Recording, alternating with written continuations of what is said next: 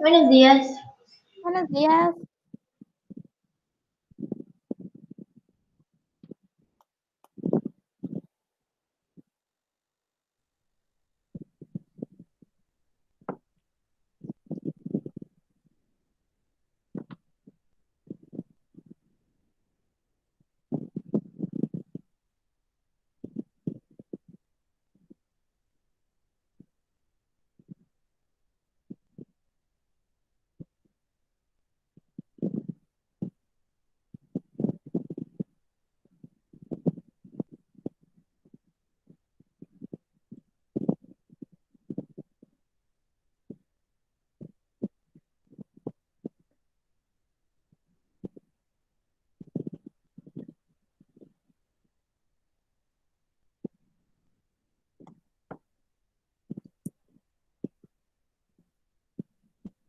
Buenos días, maestra.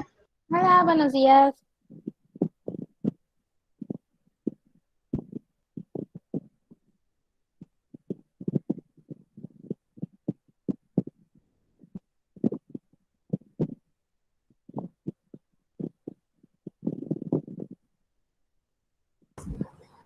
Buenos días, maestra. Buenos días.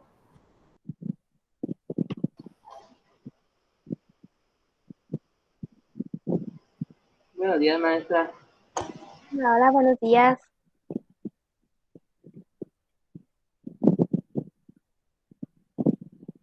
Ok, vamos a dar unos minutitos a ver si logramos hacer récord de asistencia hoy y tener más compañeros conectados.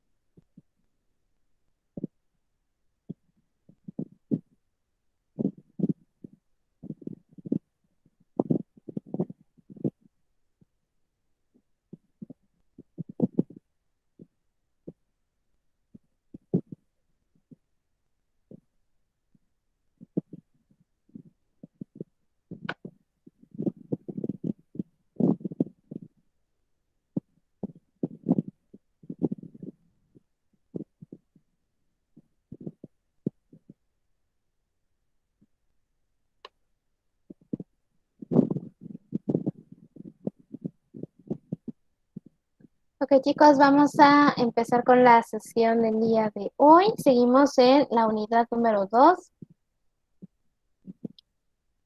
Y el tema que vamos a revisar es el concepto.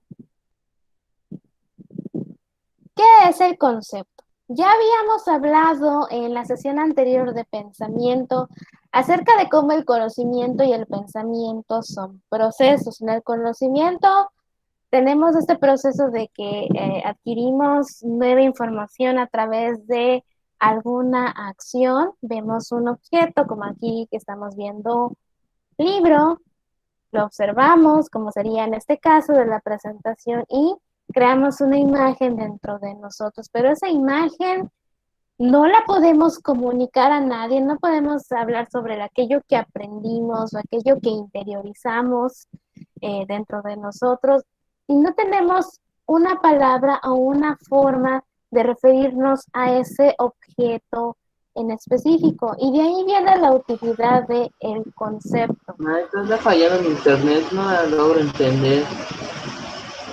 ¿Podrías salir de la videollamada y volver a entrar? Normalmente suele ayudar mucho a que se arregle ese Sí. detalle. Ok. El concepto proviene de concipio, que es la voz latina que significa abarcar o recoger con la mente. Está muy relacionado con lo que hablábamos acerca del conocimiento, tanto como proceso como producto. Es la idea o representación intelectual de un objeto, la cual se forma por abstracción, o sea, con nuestra mente. El concepto es el punto de partida del conocimiento y nos permite referirnos a aquellas características esenciales o importantes de un libro. Jorge, defíneme qué es un libro para ti. Jorge. Ahí está.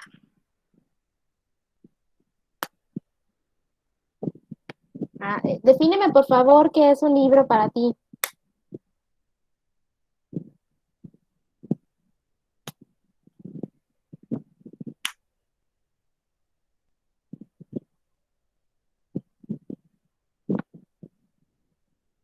¿No sirve tu micrófono?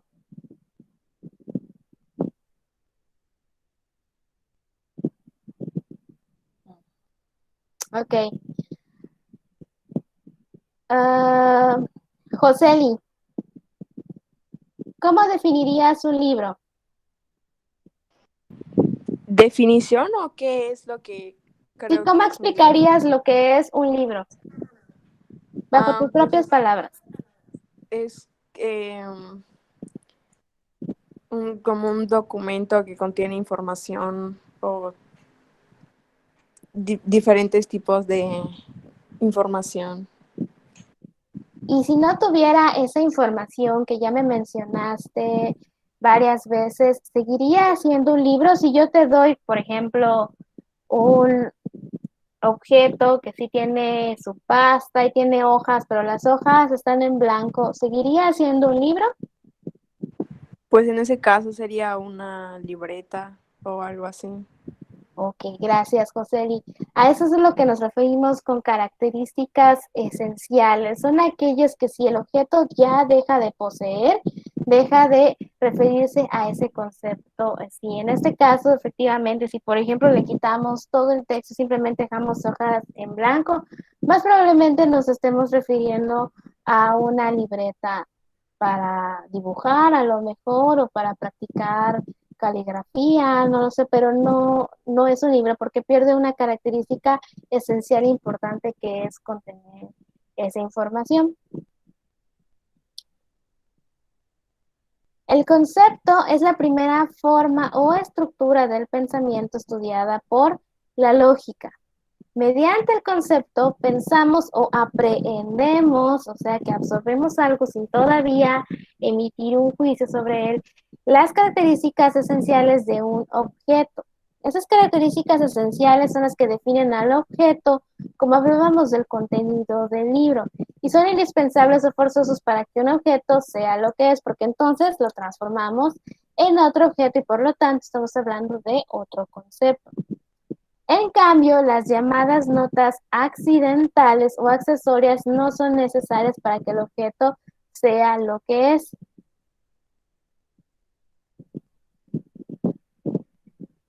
Aquí estamos hablando de aquello que nos sirve para describir un objeto muy específico que estamos viendo. Aquí les estoy poniendo el ejemplo de una silla. ¿Cuál es el concepto? La palabra silla. ¿Cuáles son las notas esenciales? Es un mueble para sentarse. Una nota esencial es lo que define al objeto y es indispensable. Si ya ese objeto no me sirve para sentarme, entonces ya no estoy hablando de una silla. Las notas accidentales. Aquí estamos poniendo ejemplos también. Puede ser grande, cómoda, de color blanco, de color negro, de color beige. Puede ser de plástico, de metal, de madera. Ahora sí que las notas accidentales es lo que vamos a utilizar cuando estemos viendo específicamente el objeto. ¿Ok? ¿Por qué? Porque todas las sillas, todas nos sirven para sentarnos, pero no todas son iguales. Y eso es lo que diferencia entre una nota esencial y una nota que es accidental. Otra característica del concepto es que mediante él pensamos un objeto sin afirmar ni negar a nada de él. La afirmación o la negación son características de otra forma de pensamiento que se llama juicio. Y este juicio lo vamos a estudiar en la siguiente sesión.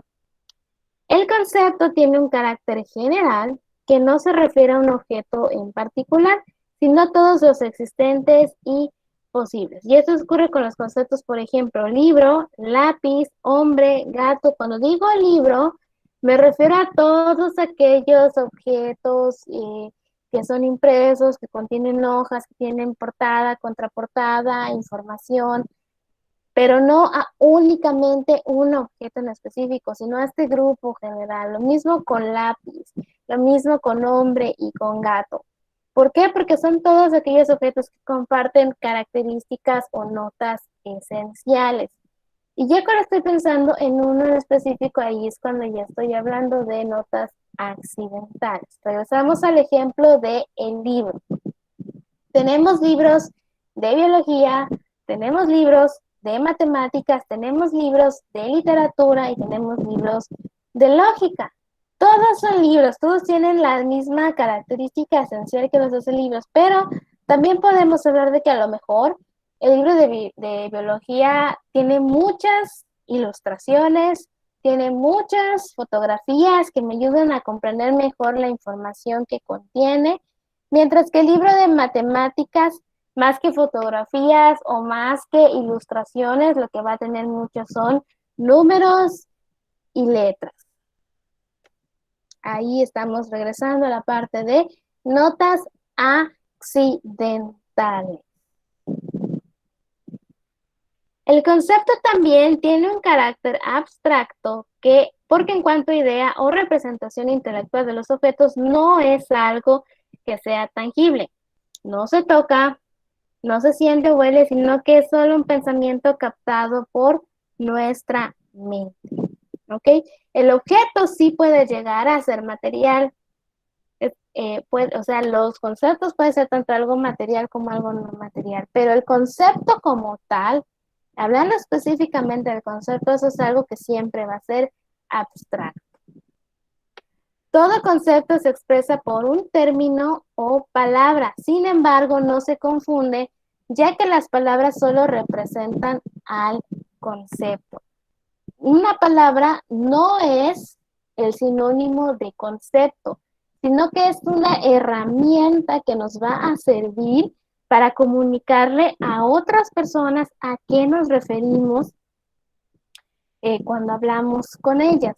¿Cómo es que un concepto puede existir independientemente de la palabra? Aquí les estoy poniendo el ejemplo de un gato, ¿ok? Nosotros, en nuestro idioma, a este animal que estamos viendo en la imagen, lo llamamos gato. Pero una persona que habla inglés no le va a decir gato, le va a decir cat. Entonces, eso no quiere decir que porque es una palabra diferente, el concepto deja de existir o el objeto al que me estoy refiriendo deja de existir. No. Y es la muestra clara de que la palabra, el lenguaje, es únicamente el vehículo de mi mensaje que va a comunicar a qué objeto me estoy refiriendo. Concepto y palabra no son sinónimos. La palabra es lo que nos ayuda a representar al objeto al que me estoy refiriendo. Asimismo, al formarse todo concepto comprende imágenes o representaciones sensibles, pero los conceptos mismos no se reducen a estos datos sensibles. Otra característica del concepto consiste en que siempre se refiere a un objeto o clase de objetos y por ello constituye una unidad de significación. ¿Qué es lo que estamos viendo en esta imagen, Christopher?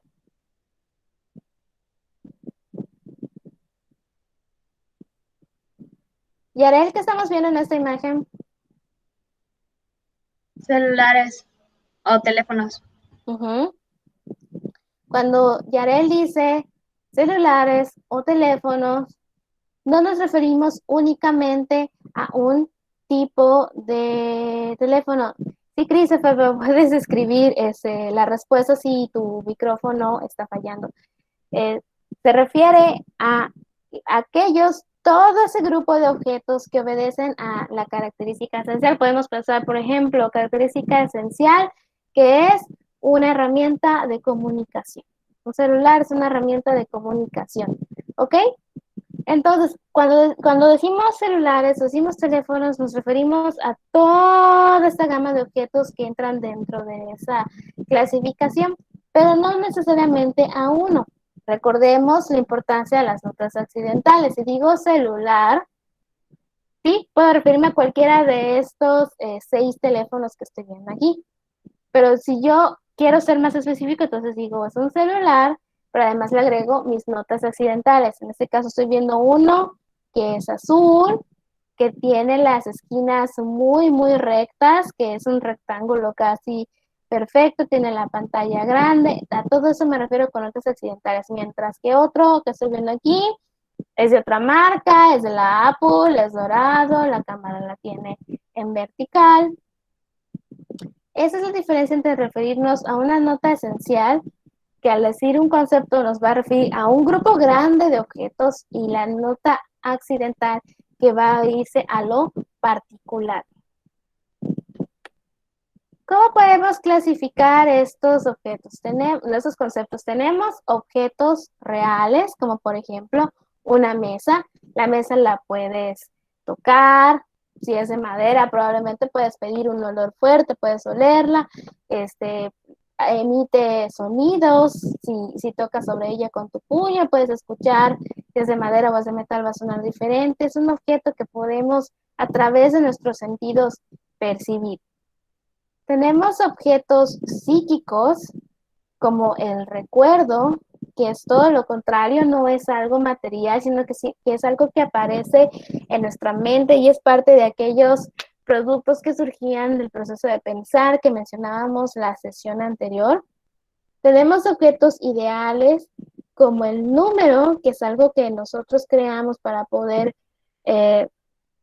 estudiar la realidad desde otra perspectiva, buscando exactitud en los fenómenos que nos rodean, pero que de igual manera como tal no podemos tocar, sentir, sino que es un concepto que está en nuestra mente para ayudarnos a comprender mejor otros conceptos. A su vez, tenemos un objeto imaginario, como decir el centauro. El centauro es un ser que no existe y aún así probablemente se ha visto tantas veces en películas, en cuentos, en libros, en ilustraciones, que muchos podrían describir cómo es un centauro, aun cuando en la vida real no es un ser que podamos ver en lo cotidiano.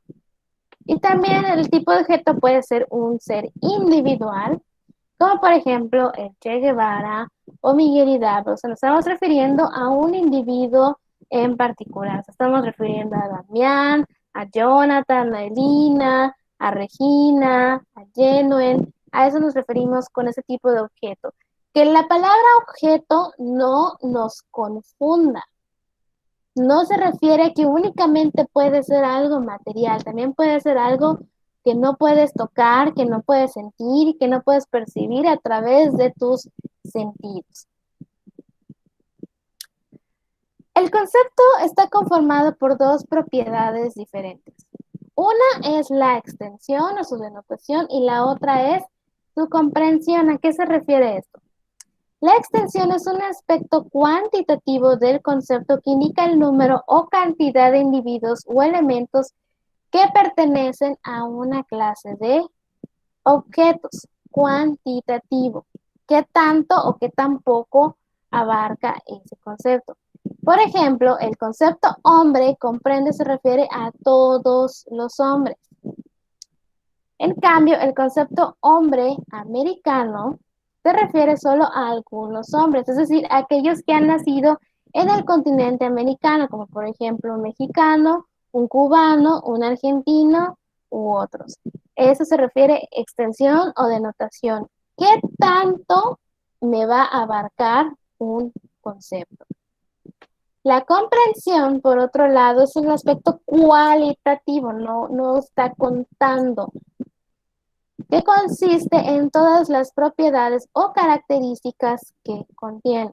Por ejemplo, el concepto hombre se le puede adjudicar un sinnúmero de propiedades o contenidos, algunos esenciales y otros accidentales. Por ejemplo, ¿cuál sería una característica esencial de un hombre? Una que si la dejara de tener, dejaría de ser un hombre, que es un animal racional. ¿Y cuáles serían las notas accidentales o las características accidentales de un hombre? Bueno, pues depende totalmente de a qué hombre me esté refiriendo. Puede ser un hombre joven, puede ser un hombre viejo, puede ser un hombre sabio, puede ser un hombre ignorante, puede ser blanco, moreno, alto, bajo, depende específicamente de a qué individuo me estoy refiriendo. Vamos a lo particular. La lógica formal ha advertido una relación inversamente proporcional entre la extensión y la comprensión, lo cual significa que si a un concepto le aumentamos el contenido, tendrá menor extensión, y viceversa, si a un concepto le damos mayor extensión, se reduce su contenido. ¿A qué nos estamos refiriendo con inversamente proporcional? Que si abarco mucho, describo poco, y si describo mucho, abarco poco. ¿Ok? No se pueden las dos cosas. No puedo abarcar demasiado y ser muy específica con mis notas accidentales. No puedo. Siempre le doy más peso a la cantidad o le doy más peso a la cualidad. Si puedo hablar mucho de las cualidades, puedo hablar poco de cantidades. Si puedo hablar mucho de cantidades, puedo hablar poco de cualidades. Por ejemplo, el concepto ser vivo. El concepto de ser vivo abarca muchísimo. ¿Qué podemos definir como ser vivo? Nosotros, como seres humanos, pero también puede ser una planta y también puede ser un pájaro. Y entonces, si quieres describir a un ser vivo, es más difícil. Porque si dices todos los seres vivos son verdes, no es cierto. Nosotros los seres humanos no somos verdes. Algunos pájaros no son verdes.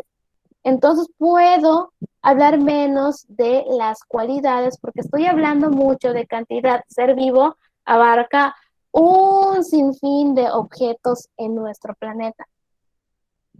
Mientras que si me refiero a Plutón, estoy hablando de un concepto más concreto, con más contenido, pero de menor extensión. ¿Por qué?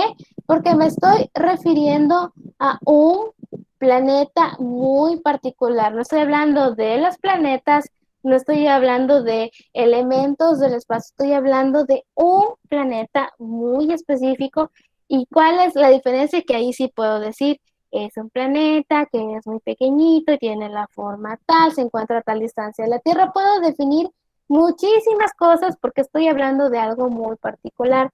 En cambio, si dijera planetas, los planetas tienen muchas diferencias. Hay algunos que tienen anillos, otros que no tienen anillos, unos están más cerca, otros están más lejos. Los vemos de colores diferentes y entonces nuevamente regresamos a la parte de que si tengo mayor extensión, tengo menor contenido. Si tengo mayor contenido, tengo menor extensión. ¿Cómo clasificamos a los conceptos? Los conceptos los podemos clasificar a partir de 3 criterios fundamentales. Uno es la extensión, otro es la comprensión y el último es la perfección. ¿Cuáles son aquellos conceptos según el criterio de extensión? Tenemos conceptos genéricos o supraordenados, tenemos conceptos específicos o subordinados y tenemos conceptos coordinados.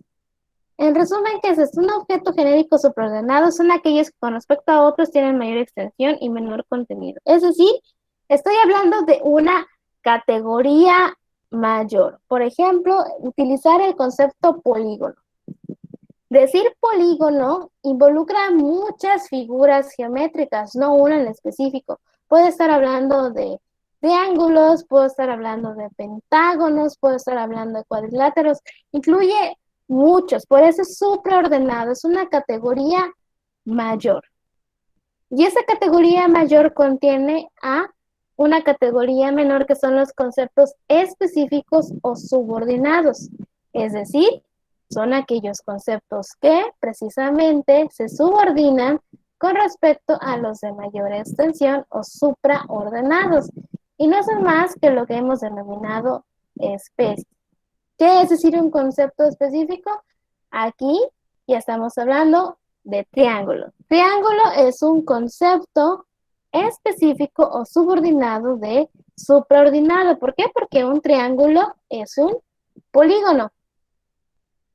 Y finalmente tenemos los conceptos coordinados, que son los conceptos que tienen entre sí la misma extensión debido a que pertenecen a la misma especie.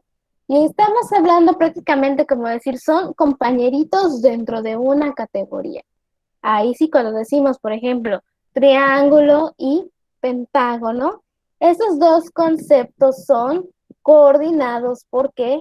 Porque pertenecen al mismo concepto supraordenado, que es polígono. Entonces, es como ver un triángulo invertido. Primero tenemos en este triángulo invertido en la parte más ancha, lo que más abarca los conceptos supraordenados. Y después bajamos y tenemos conceptos específicos, como su nombre lo dice, o subordinados, para terminar justamente hasta abajo hablando de conceptos coordinados, que son aquellos que no son idénticos, pero conviven dentro de una misma categoría.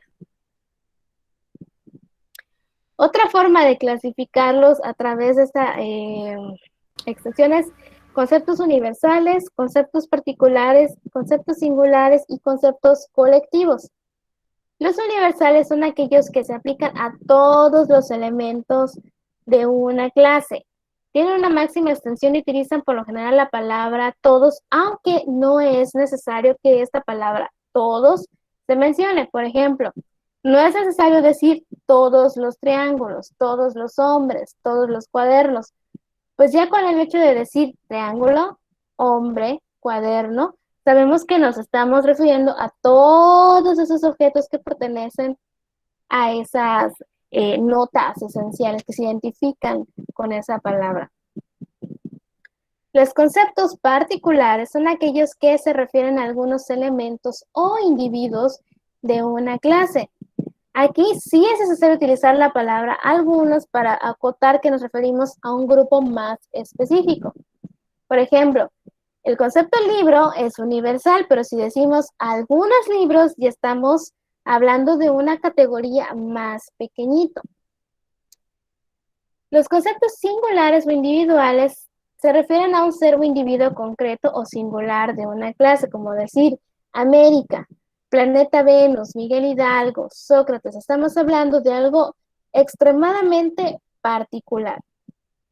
Y finalmente los conceptos colectivos son aquellos que se aplican a un grupo homogéneo de individuos, como mencionar manada, parvada, enjambre, cardumen, que ya nos referimos a un grupo muy específico, simplemente con una palabra. No decimos algunas abejas, decimos enjambre perdón, no decimos simplemente todas, decimos enjambre y ya estamos hablando de un grupo, de una agrupación de abejas. Pasando a la clasificación bajo el criterio de comprensión, tenemos conceptos simples, conceptos complejos, conceptos abstractos y conceptos concretos. Los primeros son los que contienen una sola característica. ¿Cuáles podrían ser? En realidad solo habría un concepto de ese tipo, el concepto de el ser, también llamado ente o cosa, cuya característica es poder ser o tener. Así pues, según la lógica tradicional y la filosofía escolástica, el concepto de ser es eminentemente simple. Esa simplicidad se manifiesta cuando se dice que el ser es, o sea, la aptitud o el simple hecho de existir. Los conceptos complejos son aquellos que se forman a partir de otros conceptos, los cuales se unen sin un nexo necesario. Por ejemplo, los antiguos libros del librero de cedro, los condiscípulos reunidos en el patio, los cristales de las grandes ventanas. Se observa que la unión de esos conceptos no obedece a una relación necesaria. ¿Por qué no es una relación necesaria? Porque los libros pueden existir sin el librero de cedro, porque los condiscípulos pueden existir sin el patio, porque los cristales pueden existir sin las ventanas. Los conceptos abstractos son aquellos cuyo contenido no se refiere a un sujeto o cosa concreta. No pueden representarse por un objeto sensible según ocurre con las cualidades o atributos aplicados a otros seres. Por ejemplo, tenemos belleza, que es algo muy, muy subjetivo. Tenemos inteligencia, que tampoco la podemos percibir con nuestra vista. Por ejemplo, valores como la humildad, como la amistad. Todos esos son conceptos abstractos. No podemos utilizar nuestros sentidos para dar fe de su existencia. Y finalmente, los conceptos concretos, que son lo opuesto a los anteriores. Se expresan un contenido que hacen referencia a un sujeto que lo posee o sustenta. Por ejemplo, bello, inteligente, hombre, mujer. Y finalmente tenemos por su perfección o su capacidad. ¿Qué tanto podemos comprender nosotros, más bien, sobre estos conceptos? Tenemos conceptos claros, que son aquellos que podemos distinguir con precisión con respecto a otros que pudieran ser parecidos. Por ejemplo, tenemos un concepto claro de la lógica cuando distinguimos perfectamente la teoría del conocimiento, o cuando sabemos distinguir entre filosofía y religión, o entre cuento o una novela. Sabemos que son diferentes, entonces nos queda claro. Los conceptos oscuros son aquellos que no sabemos distinguir de forma adecuada con respecto a otros que son similares. A nivel de conocimiento cotidiano, generalmente tenemos conceptos más o menos oscuros de ciertas maneras, como los hoyos negros, como algunas enfermedades, y otros que solo los especialistas pueden comprender de forma clara o precisa. Y los conceptos distintos, que son aquellos que además de conocer en forma exacta sus características básicas o esenciales, profundizamos en ellos logrando tener conocimiento complejo o exhaustivo. Son distintos, ¿por qué? Les pongo el ejemplo aquí. No es lo mismo que una persona en la vida cotidiana describa qué es el concepto corazón, a que, por ejemplo, un cardiólogo que conoce muchísimos detalles o ve el corazón desde otra perspectiva, nos describa lo que es un corazón. Por ejemplo, a lo mejor un artista me va a describir el corazón como esta figurita de color rojo que se forma de dos arquitos y a lo mejor hasta me dibujo una flechita, no lo sé. Mientras que un cardiólogo va a decir, no, el corazón no es así, ni remotamente esa es la forma, el color no es tan preciso, tan así. Son dos perspectivas diferentes. Y finalmente tenemos a las operaciones conceptuadoras. ¿Por qué se llaman así? Porque se trata de actividades cognitivas, o sea, que realizamos dentro de nuestra mente, en las que entran en funcionamiento los conceptos. Y a saber, existen 3 operaciones que son conceptuadoras. La primera se refiere al aclarar y precisar el contenido esencial de los objetos del conocimiento y se llama definición.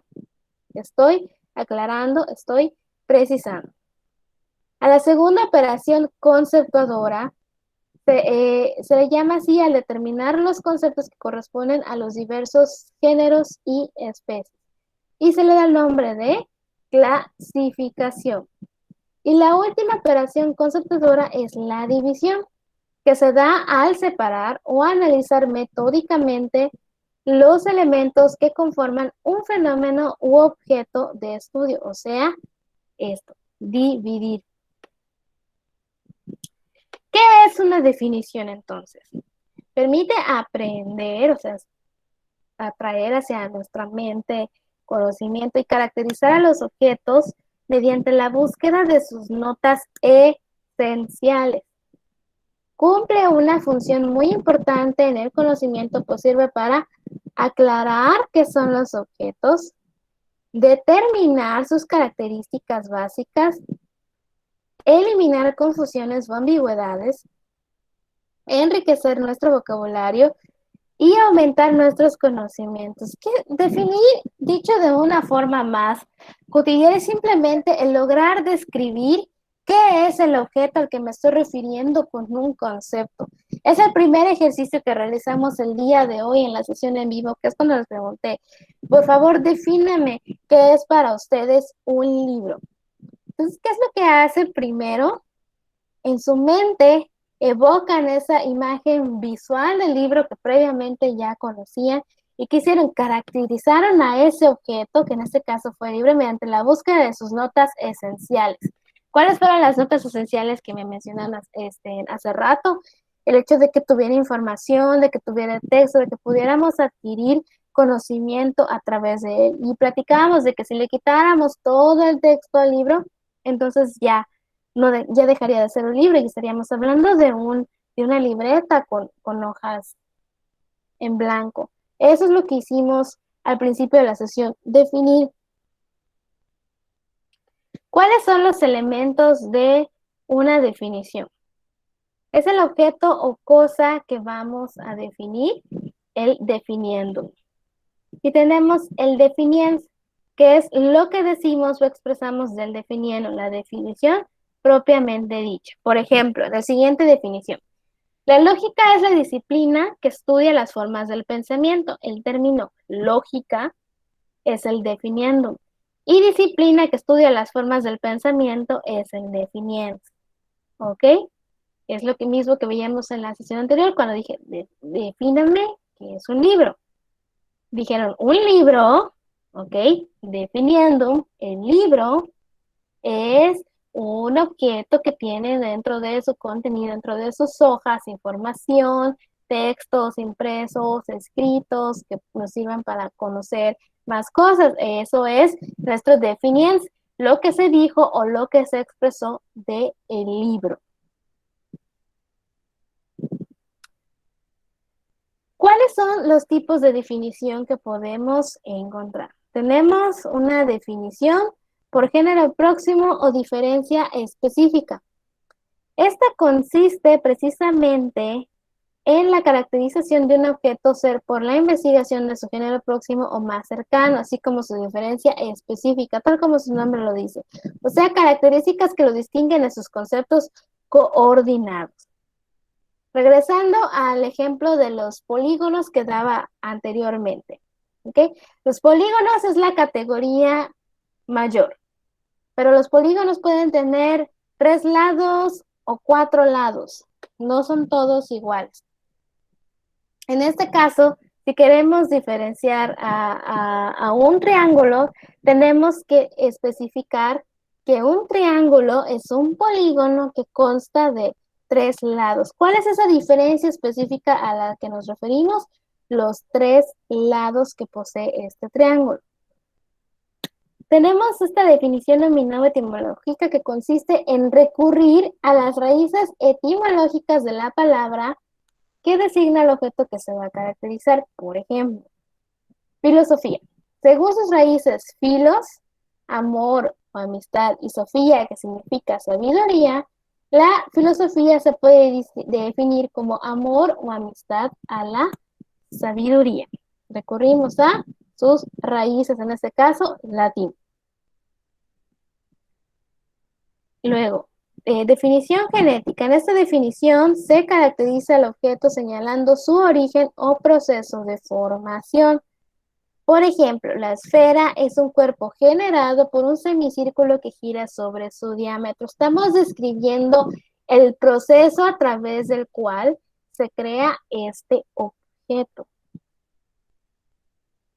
La definición real es la definición teórica que proporcionan los científicos y especialistas. Como decir, una fórmula es una expresión que contiene un número finito de variables proposicionales y un número finito de operaciones lógicas. La definición accidental o por accidente, como su nombre lo indica, caracteriza el objeto ya no por sus notas esenciales, sino por las accidentales. ¿Cómo definir a Hidalgo como el padre de la patria? ¿Ok? Estamos hablando de algo muy particular para definir a esta persona.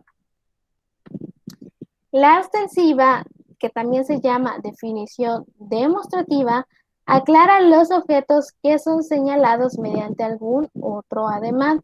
Por ejemplo, esta es una mesa. No es lo mismo decir, por ejemplo, este es un celular, a que yo diga, este es un celular. En lugar de definirlo con mis palabras, es decir, un celular es un dispositivo de comunicación que tiene las características de comunicarse a través de redes, no. Simplemente agarro y digo, esto es un celular y se los enseño. No utilizo una definición tan específica. ¿Cuáles son las reglas para definir? La definición no debe ser demasiado amplia, tampoco debe ser demasiado restringida o estrecha, no debe estar incluido dentro de la definición. No puedo decir, definir es una definición es el proceso de definir. No, porque al final del día no estoy explicando nada. Debemos evitar círculos viciosos, o sea, el cantinflear, la definición no debe ser negativa, sí puede ser positiva, o sea, en lugar, no vale la pena describir, por ejemplo, un celular. Celular es un dispositivo de comunicación, es una forma correcta de definir. ¿Cómo sería incorrecto? El celular no sirve para sostener libros. ¿Cuál es el sentido de explicar para lo que no es un objeto? Y la definición debe ser sencilla y clara y no contener expresiones oscuras, superfluas o metafóricas. ¿Alguna duda hasta aquí?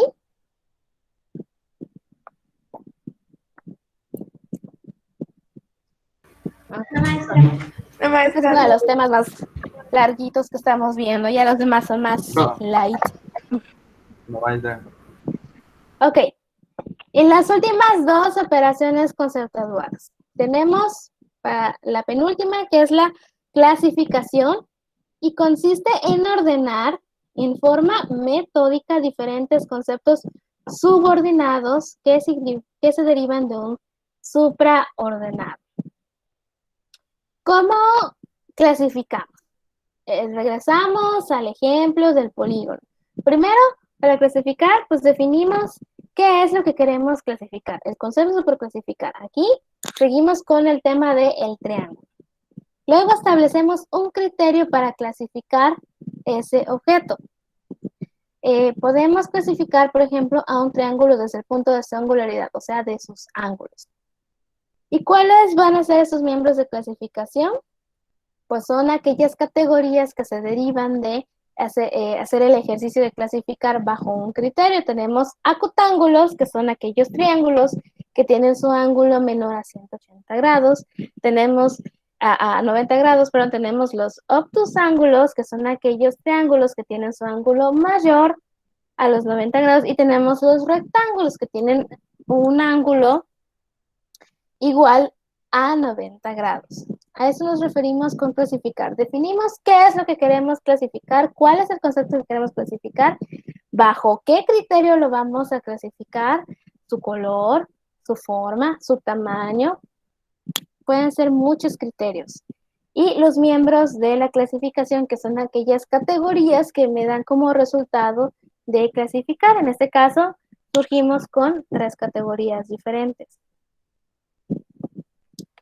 Para clasificar, los miembros de la clasificación deben obtenerse de acuerdo con un mismo criterio clasificador. ¿Ok? En este caso, usamos el mismo criterio que fue los ángulos que posee un triángulo. La clasificación ha de ser completa y exhaustiva, hacerlo rigurosamente, no a medias. Un miembro no debe de estar incluido otro, es decir, deben excluirse mutuamente, porque esa es la finalidad de clasificar, el poner a los objetos en diferentes categorías. Y la clasificación debe seguir un orden lógico para poder comunicarlo adecuadamente. Y finalmente, la operación conceptuadora división comprende la idea de dividir, fraccionar o separar en partes un objeto. Se entiende por división el análisis o descomposición de una totalidad en sus partes esenciales. Aquí lo que estamos intentando es, para poder comprender un concepto o un objeto de manera más adecuada, estamos haciendo un grupo que es demasiado grande en grupos más pequeños para estudiar esos grupos más pequeños inconfundidos tanto. Por ejemplo, cuando hablamos de anatomía, ¿ok? Hablamos de anatomía, sí nos referimos al estudio completo del cuerpo humano, pero por ejemplo, si tomaran una clase de anatomía y simplemente se hablara de todo el cuerpo, se podría prestar a muchas confusiones. En cambio, si lo descomponemos en órganos y luego los órganos en tejidos y los tejidos en células, podemos tener un mejor enfoque en lo que nos interesa conocer. No nos interesa conocer, por ejemplo, al cuerpo como un todo, ¿no? Es como hablar de la situación de los doctores. Sí, hay doctores que se dedican a una medicina general, pero también tenemos cardiólogos, también tenemos urólogos. ¿Por qué? Porque el mantenerse enfocados en una porción de su realidad les permite obtener un dominio más elevado sobre lo que están haciendo. Así hacemos lo mismo. Si queremos comprender un fenómeno, si queremos comprender un objeto, a veces el objeto es demasiado complejo y lo dividimos para poder estudiar características específicas o partes específicas de ello y comprenderlo mejor.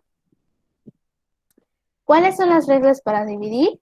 En una división efectuada, todas las partes deben ser consideradas.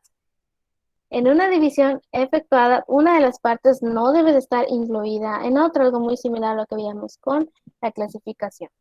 Las partes de la división obtenida tienen que ser de la misma especie y la división tiene que seguir un orden dado por el objeto que está dividiendo. Nuevamente, como clasificación, lo que queremos es que sea algo fácil de comprender y fácil de comunicar y que podamos dar un sentido a lo que se está realizando. Y bueno, chicos, con eso concluimos el tema de hoy, que fue el concepto y que es la base de todos los demás temas que vamos a estar viendo con posterioridad. Yo les voy a estar marcando en el transcurso de la tarde su actividad de aprendizaje relacionada con ese tema para que ya la puedan ir avanzando. Y pues por lo pronto ya con eso terminamos la sesión de el día de hoy. Repito, por si alguien se quedó con las ganas de decir, ¿alguien tiene alguna duda con respecto al tema que acabamos de revisar? No. Ok, chicos, perfecto. No, maestra. Ya con eso, con sesión terminamos clases el día de hoy. Y nos vemos mañana. Sí, maestra, todo se entendió. Perfecto, chicos, espero que se vean sus actividades de aprendizaje. Sí, maestra. Muy bien, chicos, pues ya se pueden desconectar, entonces estamos pendientes de cualquier duda. Bueno, maestra, gracias. Nos vemos, chicos. Maestra.